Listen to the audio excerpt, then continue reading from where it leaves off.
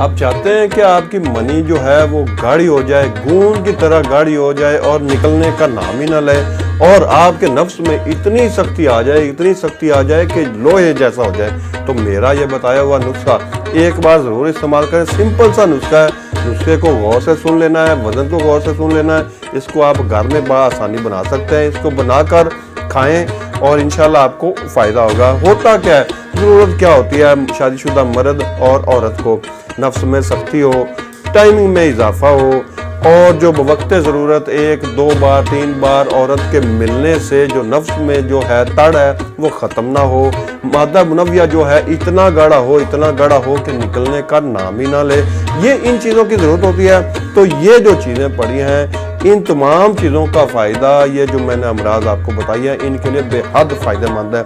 करना क्या, आपने बाज़ार से जो है किसी भी अच्छे से पंसार की शॉप से फल कीकर लेनी है कच्ची, जिनके अंदर बीज नहीं होता, ये लेनी है 50 ग्राम। फुल मखाना लेना है 25 ग्राम।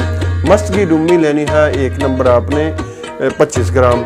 इसके बाद सिंगाड़ा खुश्क लेना है, ये लेना है 25 ग्राम। गूंद किक्कर जो अफ्रीकी जो होती है अच्छे वाली, ये आपने लेनी है 50 ग्राम।